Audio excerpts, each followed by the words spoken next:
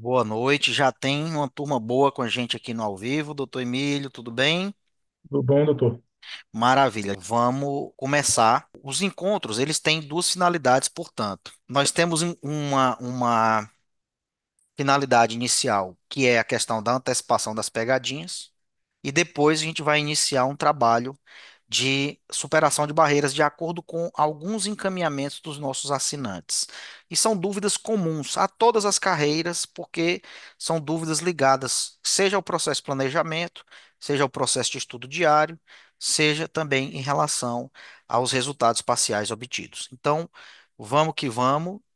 Professor Emílio, vou compartilhar aqui para a gente já começar. Então, esse é o primeiro momento da nossa aula, que é o momento de a gente antecipar as principais pegadinhas sobre os temas de atualização de janeiro e fevereiro de 2025. Então, essa é a primeira parte da nossa aula.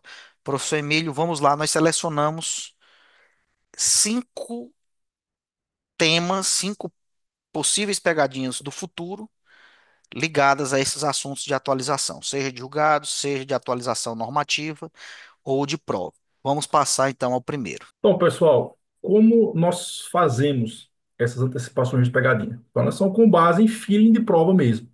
Então, quando uma banca faz concurso, então, Sebrasp, FCC, FGV, eles possuem um banco de questão, e esse banco de questão, eles possuem, eventualmente, algumas questões que são repetidas. Então, vocês vão perceber que, quando vocês fazem questão, na prova vão cair questões muito semelhantes. E acontece, todas as provas, 10, 15, 20% de questões tidas por inéditas.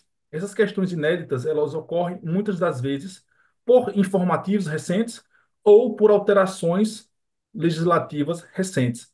Então, essas antecipações de pegadinha, elas visam justamente com que você tenha melhor aproveitamento dessas questões inéditas. São essas questões que você não vai ver no que concurso, enfim, as questões que as pessoas tendem a errar um pouco mais. Então, são as questões de intermediárias para difíceis. Então, nosso objetivo é esse. E, justamente, fazemos isso com base no feeling de prova. E a primeira delas é algo de letra de lei seca. Então, especificamente direito ambiental, lei de resíduos sólidos. E por que eu trouxe ela? Então, era comum o CESP cobrar, o CESP cobrou muito isso, muito mais do que as outras, embora foi cobrado em todas as bancas. Aquele entendimento do STF que era vedada a importação de pneus usados. Então, isso cobrou muito o tempo todo. Só que agora, em 2025, a Lei 15.088, ela alterou a Lei de Resíduos Sólidos para inserir duas exceções à vedação e importação. Então, ainda existe essa regra, então, de fato, a regra é de evitar ou de vedar a importação de resíduos sólidos. No entanto, essa alteração legislativa ela incluiu exceções. E o Sebrasp ele vai começar a trabalhar a mesma lógica, trabalhar que tirando trabalhar na lógica que é vedado em qualquer situação a importação de resíduos sólidos. Então essa é a nossa primeira antecipação de pegadinha. Então o CESP ele vai continuar com aquela lógica antiga de que é proibido a importação, como eu trouxe aqui no exemplo 1, de resíduos sólidos utilizados na transformação de materiais e minerais estratégicos, quando essa na verdade é uma exceção permitida. Então, lembre-se, a regra, de fato, é a vedação e importação de resíduos sólidos. No entanto, prestem atenção com as duas exceções. E aqui, para meio que decorar, é algo tranquilo.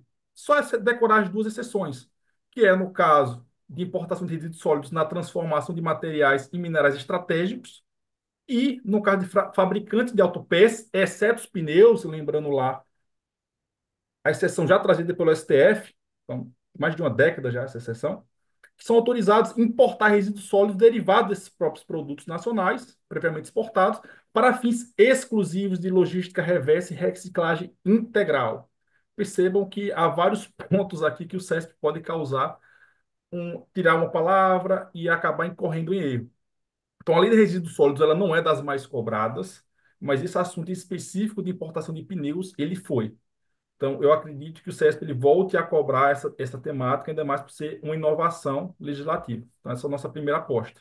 Já a segunda aposta, ela é mais voltada para a carreira de advocacia pública e magistratura federal. Então, é um tema caríssimo para a advocacia pública. Tema que deve despencar, inclusive, em provas práticas e discursivas. que se referem à superação jurisprudencial de tribunais superiores. Então, a lógica é que as bancas tentem indicar que cabe ao poder público o ônus da prova de eventual culpa na fiscalização do cumprimento de obrigações trabalhistas. Então, lembra, lei de licitações, seja a 8666, seja a 14133, atribui a responsabilidade do poder público, responsabilidade subsidiária, para os ônus trabalhistas. Mas tinha uma discussão de quem era o ônus da prova, de provar essa falha no descumprimento da fiscalização. Então, em um primeiro momento, havia uma divergência entre TST e STJ. Então, o TST entendia que cabia ao poder público, o STJ entendia que cabia ao trabalhador. E o STF veio pacificar para quem cabe esse ônus da prova. Segundo o STF, no tema 1118, compete ao próprio trabalhador o ônus da prova, da falha dessa fiscalização. E aqui, principalmente para quem é da advocacia pública, vocês têm o dever de decorar cada detalhe do tema 1118. Cada detalhe.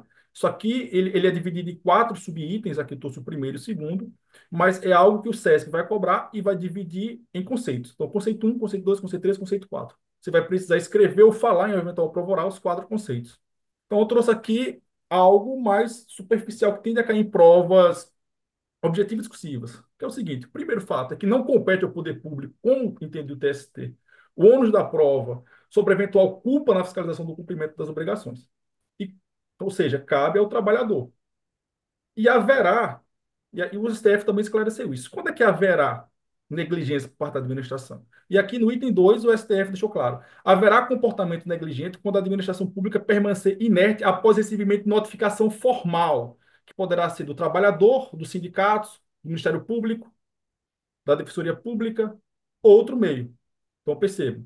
Primeiro, houve uma superação pró-fazenda, no sentido que agora cabe ao poder público, cabe ao trabalhador o ônus da prova, e ficou esclarecido o que seria o comportamento negligente da administração pública. Então, percebam, sobretudo, o pessoal da advocacia pública, isso para fins de prova discursiva, vai despencar.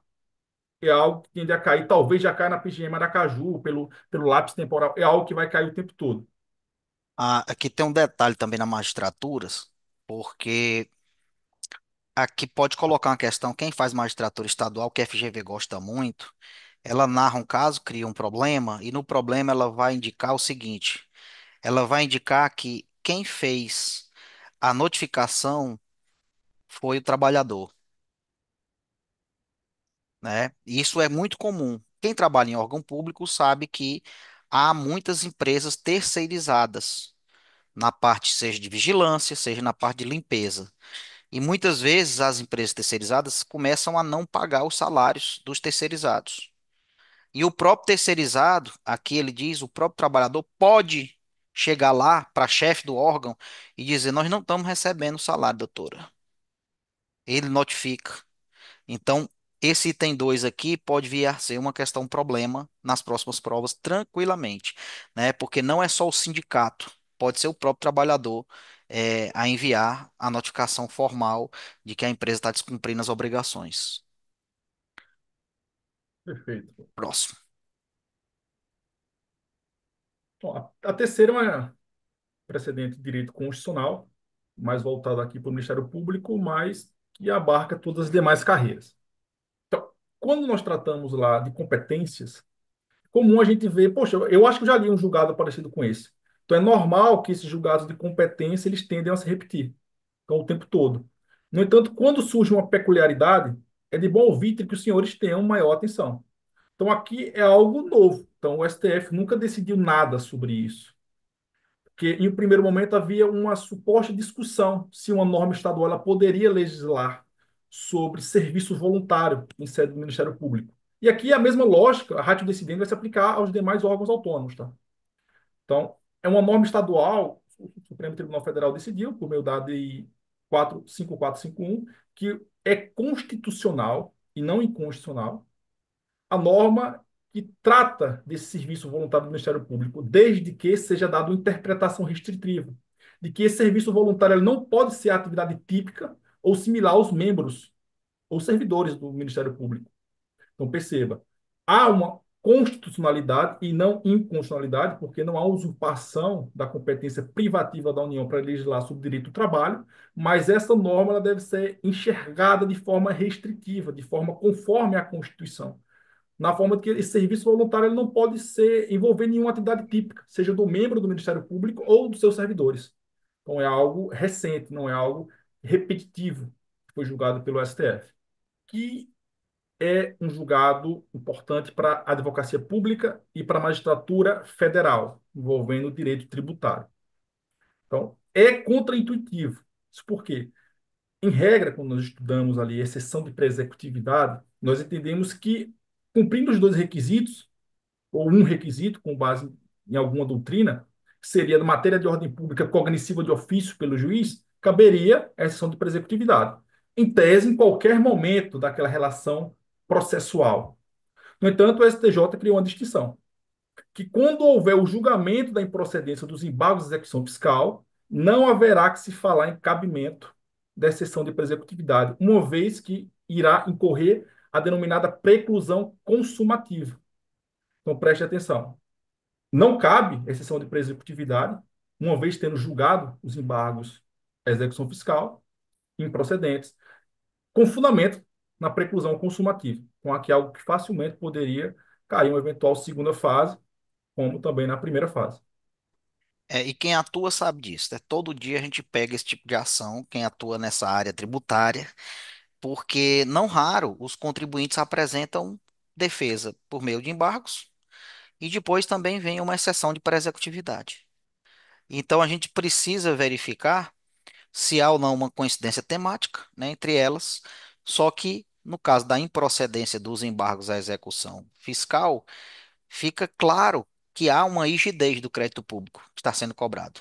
Então, revolver isso por meio de exceção de pré-executividade, a partir do momento em que já houve a improcedência dos embargos, é que o STJ, nesse contorno do julgado do RESP 2130, decidiu pela preclusão consumativa.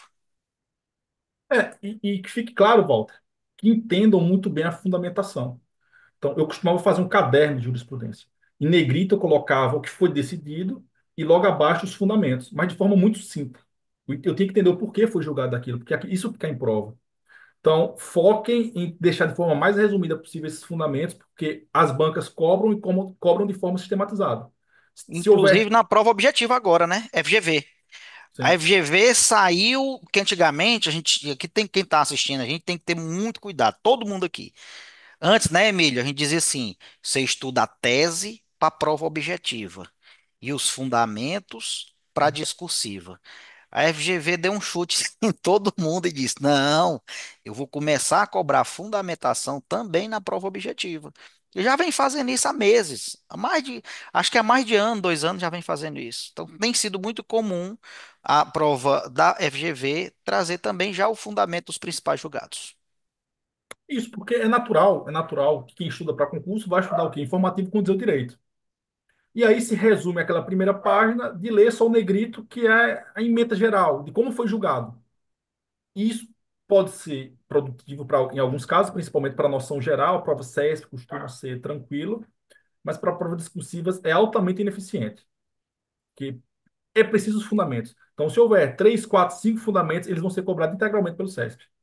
Então, é de bom ouvir que os senhores dividam essas fundamentações, decorem através da repetição. Perfeito.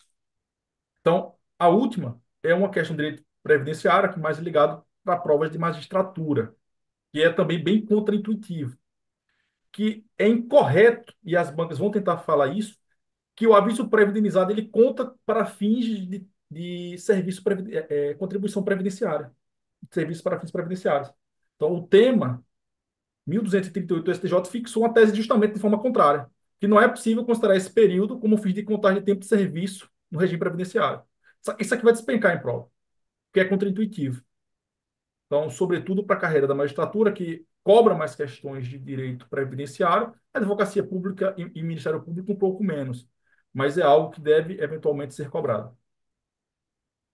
Perfeito, pessoal, perfeito. Então, esses são dos meses de janeiro e fevereiro, aquilo que a gente selecionou como o creme do creme que vai cair nas próximas provas. E vocês vão lembrar da gente, quem está aqui vai lembrar. porque aqui a lógica não é quantidade, é refino, é qualidade. A gente está selecionando periodicamente tudo aquilo que a gente vê que vai cair, porque não tem como não cair.